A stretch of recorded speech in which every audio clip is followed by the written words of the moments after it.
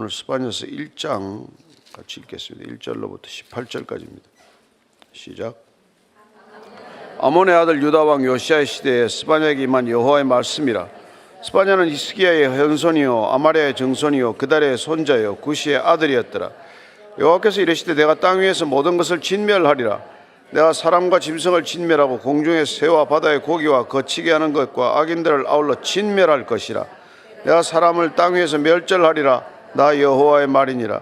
내가 유다와 예루살렘의 모든 주민들 위에 손을 펴서 남아있는 바알을 그곳에서 멸절하며 그 말임이란 이름과 및 그 제사장들을 아울러 멸절하며 또 지붕에서 하늘의 뭇별에게 경배하는 자들과 경배하며 여호와께 맹세하면서 말감을 가리켜 맹세하는 자들과 여호와를 배반하고 따르지 아니한 자들과 여호와를 찾지도 아니하며 구하지도 아니한 자들을 멸절하리라. 주 여호와 앞에서 잠잠할지어다. 이는 여호와의 날이 가까웠으므로 여호와께서 희생을 준비하고 그가 청할 자들을 구별하셨음이니라.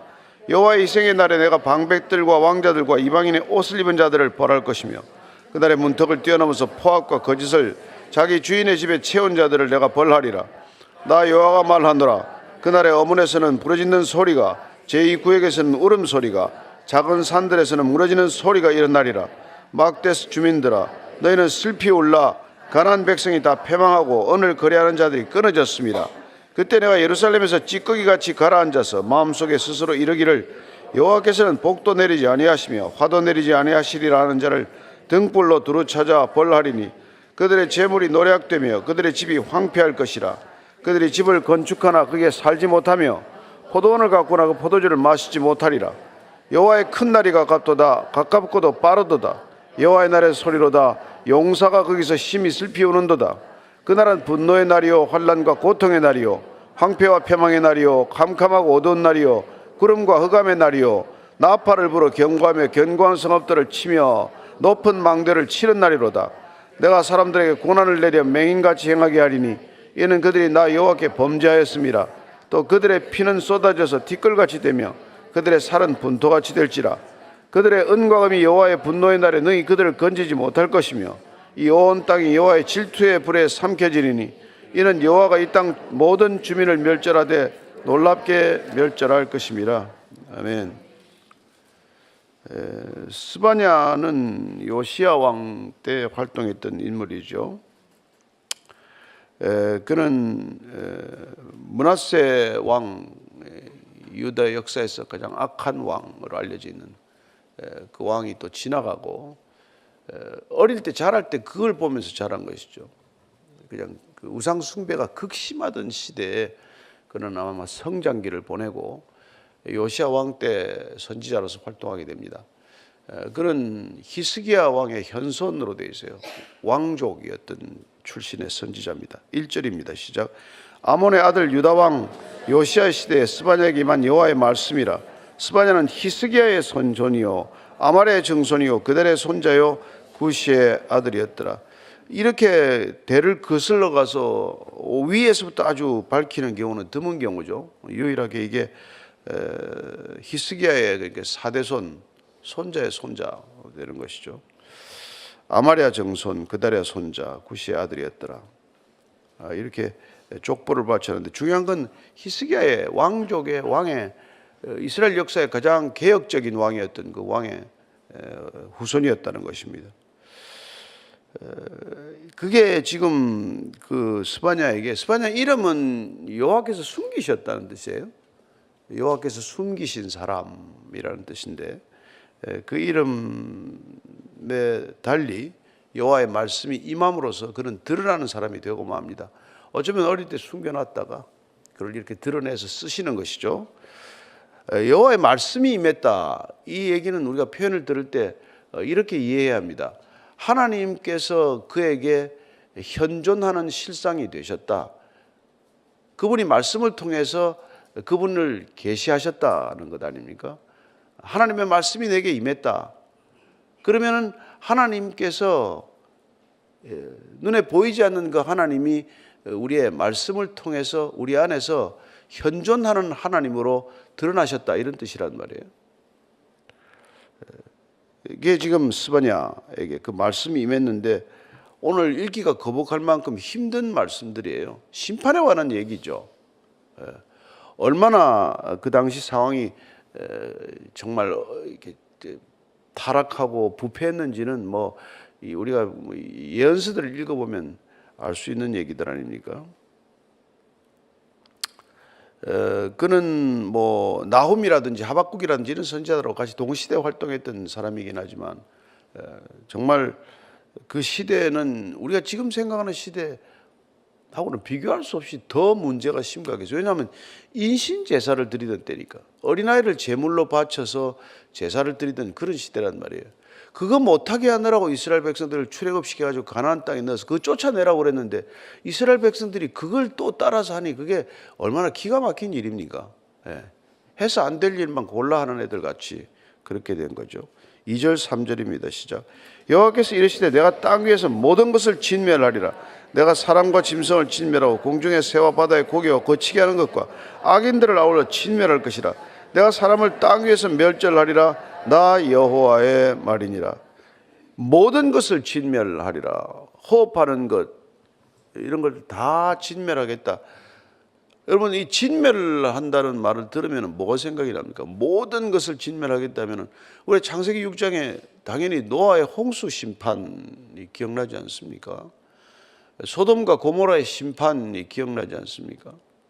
그런 심판에 준하는 심판이 여러분 북이스라엘과 남유다에 가해진 심판이란 말이에요. 모든 것들이 다 그렇게 처참하게 진멸되는 것과 마찬가지 상황이 이게 목전에 임박했다. 이게 지금 여러분 이 예언자 스바냐에게 임한 말씀이에요. 근데 우리 예언하면은 여러분 예언을 뭐 잘 아시겠지만 두 가지 말을 잘 혼돈해서는 안 됩니다. 우리는 자꾸 예언하면은 앞일을 얘기하는 걸 예언 이렇게 생각을 하는데, 예언은 하나님의 말씀을 대언하는 거예요. 그러니까 그 구약 시대 나비 선지자라고 하는 사람들을 이제 그 헬라어로 오면은 프로페테스라고 말을 하는데, 그런 맡겨진 말을 얘기하는 거란 말이에요. 그러니까 여러분 예금하다 할 때 예자를 써야 예언자가 되는 거예요. 그래서 그건 뭐 미리 예자를 쓰면은 예언하면은 뭐 점집에 가서 말하는 그런 예언들이고, 우리가 예언하다 하는 것은 하나님께서 맡기신 말씀을 전하는 뜻에서 그 예언하다는 정확히 뜻을 표현하면은 대언하다가 맞는 거예요. 그죠? 하나님의 말씀을 맡은 자들이 하나님의 말씀을 전하는 것이니까 그런 대언을 하는데 오늘 하나님 여호와의 말, 그러니까 늘 쓸 때는 여호와의 말이니라 이렇게 전하는 거예요. 맡은 말씀을 전하는 거니까. 자, 그 내용이 4, 5, 6절입니다. 또 내가 유다와 예루살렘의 모든 주민들 위해 손을 펴서 남아있는 바알을 그곳에서 멸절하며 그 말이란 이름과 및 그 제사장들을 아울러 멸절하며 또 지붕에서 하늘의 뭇별에게 경배하는 자들과 경배하며 여호와께 맹세하면서 말감을 가리켜 맹세하는 자들과 여호와를 배반하고 따르지 아니한 자들과 여호와를 찾지도 아니하며 구하지도 아니한 자들을 멸절하리라. 왜 멸절하겠다, 진멸하겠다 이렇게 강경하게 지금 말씀을 하시는 이유가 뭐냐? 남아있는 바알을 멸절하는 거예요. 바알 신이라는 게 여러분 바알 아세라, 이게 지금 제일 문제가 된 거 아닙니까? 가나안 땅에 이 토속 신앙들이 그냥 음란하기 그지없는 거 아니에요. 제사를 빙자한 그야말로 음란 그 자체 아닙니까? 그 마림이라는 거는 이게 저 복수로 쓴 건데, 케마림, 이게 내나 바알 신들을 이렇게 섬기는 제사장들 이름의 케마림이에요. 복수 케마림. 그들을 다 멸절시키겠다는 거예요. 그 때문에 지금 이게 지금 이 심판이 임하게 됐단 말이죠. 지붕에서 하늘의 뭇별에게 경배했습니다. 그 이스라엘 지붕들은 평평하잖아요. 나중에 보면 뭐 베드로도 나중에 지붕 위에 올라서 기도하고 하지만은 그 지붕에 올라가면 전부 다 하늘밖에 안 보이잖아요. 그 1월 성신에게 경배하는 게 그게 아주 그 당시에 보편적인 이 우상 숭배 하나였단 말이에요. 그 다음에 또 말감이라는 게 뭐 밀곰, 몰렉 같은 계열이에요. 그걸 가리고, 이거는 이제 인신제사의 대표적인 신앙이에요. 어떻게 자기 애를 낳은 그 애들을 제물로 그렇게 죽이는지, 그건 정말 여러분 지금 이해가 됩니까? 하기야 요새도 뭐 어린아이들 팔아버리는 그런 뭐 정말 끔찍한 부모들도 있고, 유아들 학대라든지 이런 게 뭐 말할 수 없죠.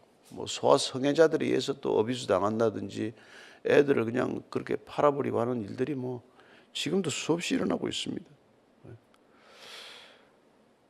결국은 이들이 여호와를 배반하고 따르지 아니한 자들, 하나님을 찾지도 구하지도 아니한 자들, 이 사람들이 다 멸절될 거라고 말하는 것입니다.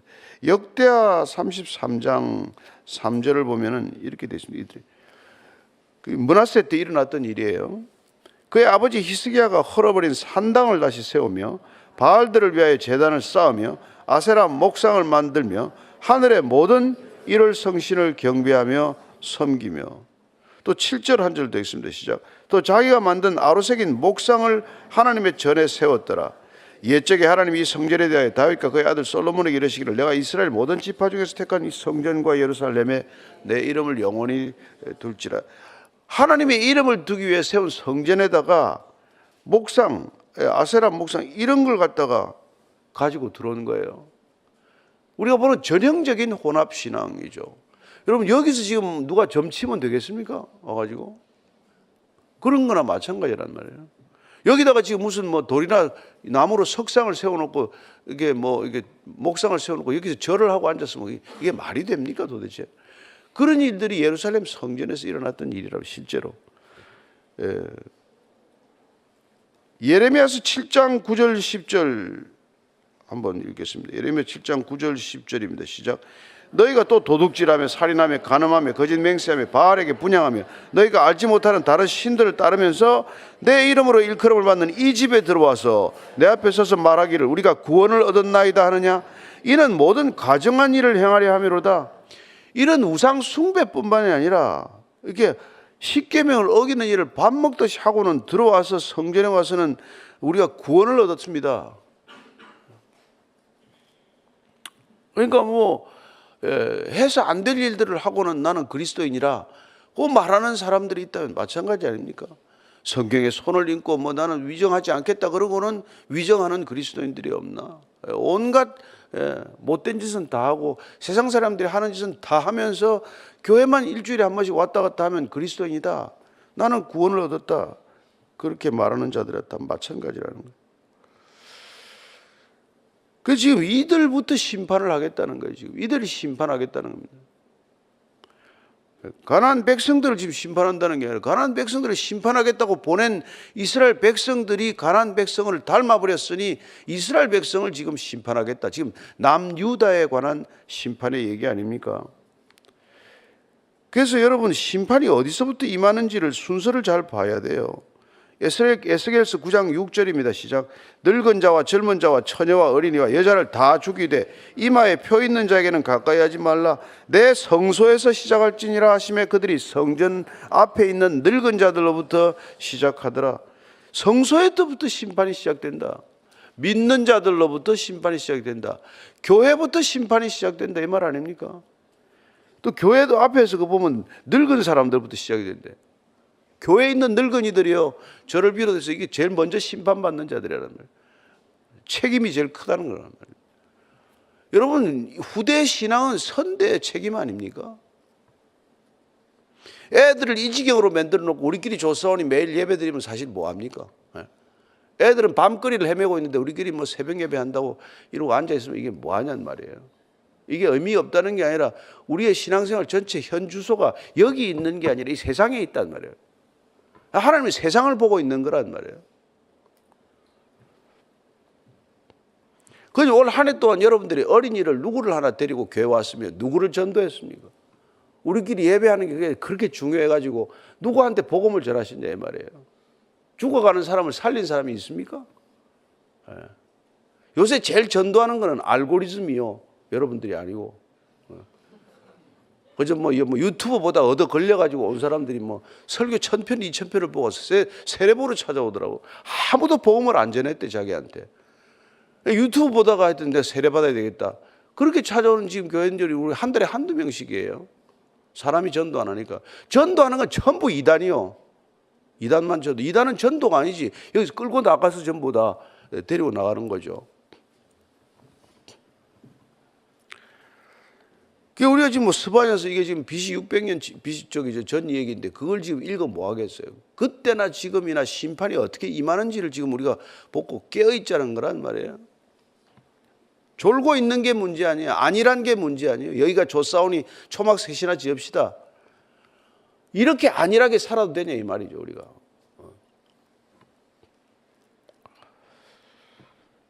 자 7절 말씀입니다. 시작. 주 여호와 앞에서 잠잠할지어다. 이는 여호와의 날이 가까웠으므로 여호와께서 희생을 준비하고 그가 청할 자들을 구별하셨음이니라. 여호와의 희생한 날에 내가 방백들과 왕자들과 이방인의 옷을 입은 자들을 벌할 것이며 그날에 문턱을 뛰어넘어서 포악과 거짓을 자기 주인의 집에 채운 자들을 내가 벌하리라. 여호와 앞에서 잠잠해라. 제발 입 좀 열어가지고 말이죠. 저 같은 사람은 맨날 입이나 열어가지고 지금 이렇게 해서 뭐가 전해졌는데 예를 들어서. 여호와의 날이 지금 가까웠다. 여호와의 날, 이 심판의 날 아닙니까? 또한 심판의 날은 구원의 날이에요. 여러분 심판은 늘 구원과 같이 가는 겁니다. 남은 자들에게는 구원이요. 벌 받아야 될 자들은 심판이요.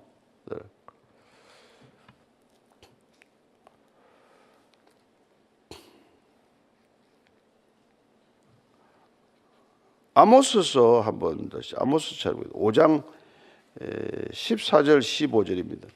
어떻게 하라는데 이게 안 해가지고 이렇게 말씀을 피웠냐 이 말이죠. 시작.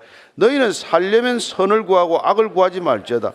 만군의 하나님 여호와께서 너희의 말과 같이 너희와 함께 하시리라. 너희는 악을 미워하고 선을 사랑하며 성문에서 정의를 세울지어다. 만군의 하나님 여호와께서 혹시 요셉의 남은 자를 불쌍히 여기시리라. 악을 미워하고 선을 사랑하고 정의를 세우면 혹시 남은 자를 불쌍히 여기실지 모른다. 그래서 남은 자들의 우리가 속해야 그나마 구원의 가능성이 열리는 거 아닙니까? 그 여호와의 날이 지금 가깝기 때문에 이 희생의 날에는 누가 지금 심판받습니까? 모든 금알임 이런 거 다 나오더니 방백들, 왕자들, 이방인 옷 입은 자들 벌할 것이고 문턱을 뛰어넘어서 포악과 거짓을 자기 주인의 집에 채운 자들을. 여러분 꼭 권력 있는 사람들이나 무슨 큰 돈 버는 사람들 밑에는 시중 드는 사람들이 있잖아요. 중간 관리들도 있고 또 집사들도 있고 무슨 청지기들도 있고 이 사람들이 또 실제적으로 더 이게 백성들을 더 고혈을 쥐어짜는 이렇게 역할들을 했단 말이에요. 예를 들어서 여기 예수님 당시 같으면은 세리들이 그런 짓을 한 거 아니에요, 그죠? 다 그냥 악한 짓은 골라가면서 하는 거 아닙니까? 그들이 다 심판의 대상이다 이 말입니다. 그러나 주님께서는 이 심판을 하기 전에 무슨 일을 약속하셨어요? 정말 우리가 그나마도 이게 다행스러운 게 주님께서 그걸 하면서도 우리가 요엘을 보면은 요엘서의 2장 2절에 보면은 이런 심판이 이렇게 표현을 해놓고 있어요. 2절입니다. 곧 어둡고 캄캄한 날이요 짙은 구름이 덮인 날이라 새벽빛이 산꼭대기에서 덮인 것과 같으니 이는 많고 강한 백성이 이르렀습니다. 이와 같은 것이 옛날에도 없었고 이후에도 대대에 없으리로다.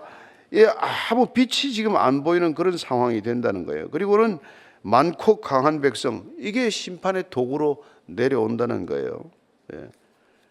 그러나 이거 하기 전에 그래도 주님께서는 요엘서 우리가 2장 28절 29절 이 놀라운 희망을 우리에게 주고 그 심판을 행한다는 거예요. 이게 뭡니까? 그 후에 내가 내 영을 만민에게 부어주리니 너희 자녀들이 장래일을 말할 것이며 너희 늙은이는 꿈을 꾸며 너희 젊은이는 이상을 볼 것이며 그때 내가 또 내 영을 남종과 여종에게 부어줄 것이며 만인에게 성령을 부어주는 성령 강림 사건이 있고 나서 이런 일들이 있게 된다. 이제 이런 것이죠.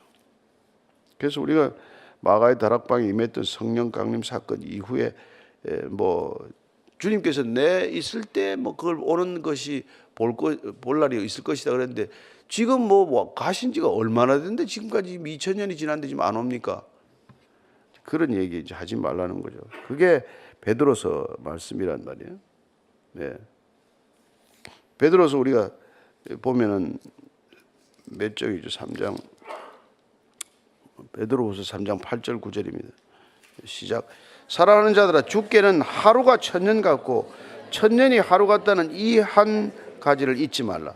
주의 약속은 어떤 일이 더디다고 생각하는 것 같이 더딘 것이 아니라 오직 주께서는 너희를 대하여 오래 참으사 아무도 멸망하지 아니하고 다 회개하기에 이르기를 원하시느니라. 다 진멸해버릴 거야. 이건 하나님이 지금 정말 분노에 찬 말씀 아니에요? 예.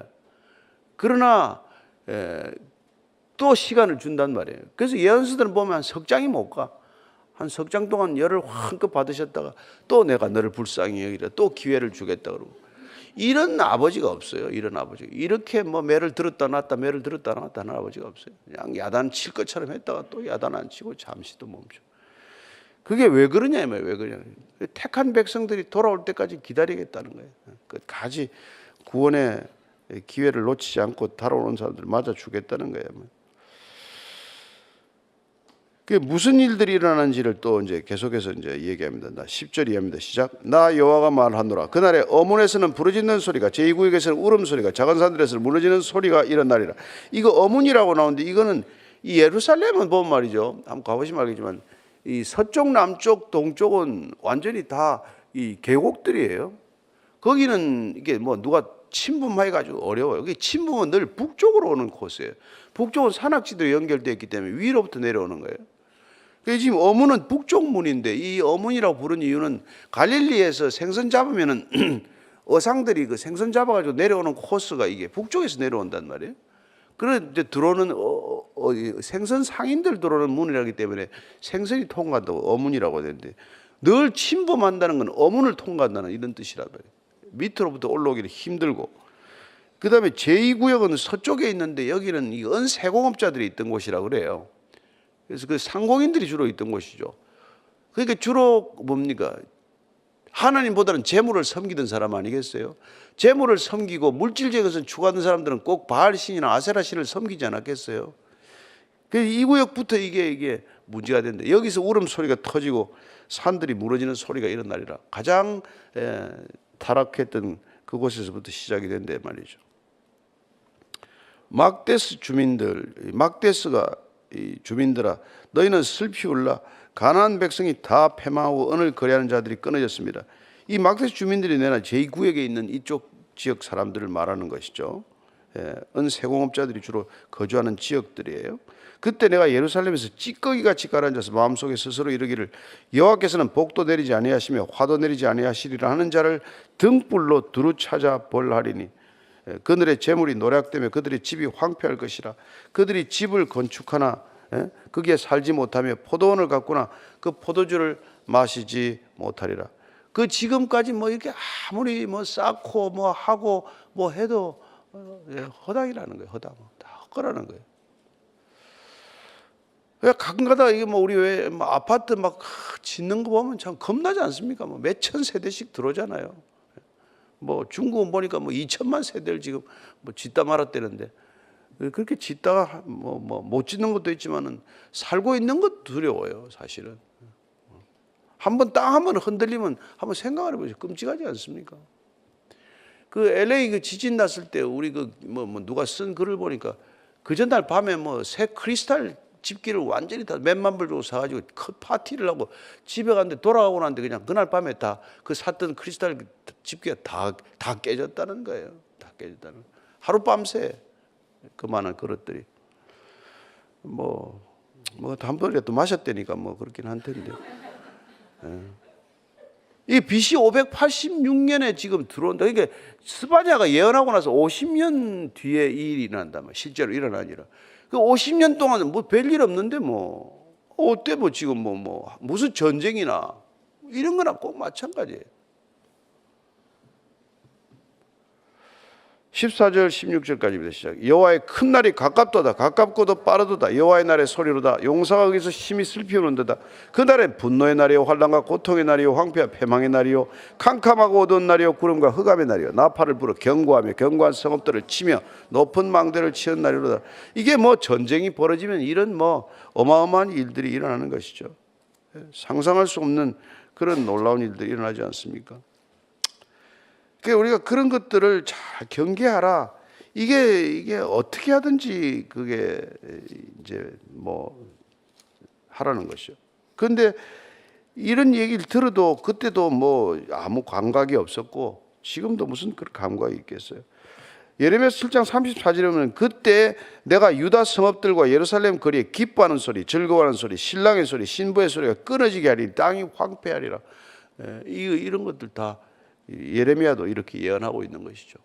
동시대 예언자들이에요, 다. 하나님께서 경고를 이렇게 보냈는데도 준비를 하지 않고 이렇게 말씀하시는데도 바뀌지 않는단 말이에요. 그러니까 이 말씀은 뭐예요? 성경 말씀은 여러분 무슨 뭐 외우라고 뭐 자랑하라고 주는 게 아니란 말이에요. 내가 바뀌라고 주는 거란 말이에요. 이건 인포메이션이 아니요, 트랜스포메이션을 위한 거란 말이에요. 이거 읽고 하나도 안 바뀌면 읽지 마세요. 안 읽는 게 나아. 성경에 대한 모독이에요. 하나도 안 바뀌었으면. 1년 읽었는데 일독했는데 내가 바뀐 게 없다. 그러면 체질이 안 맞는 거니까 교회를 떠나야 돼. 있어봐야 아무 소용없어. 하나님 열만 받게 하지 뭐. 이걸 읽으면 우리가 이거 진짜 이게 여호와의 날이 가깝도다. 가깝도다. 큰 날이 가깝다. 2000년간 뭐 없었는데 뭘 없었냐. 저와 여러분이 정말 뭐가 바뀌었는지 정말 한번 생각해 보시죠. 올해 12월 달 다 되잖아요. 11월 말 안에요.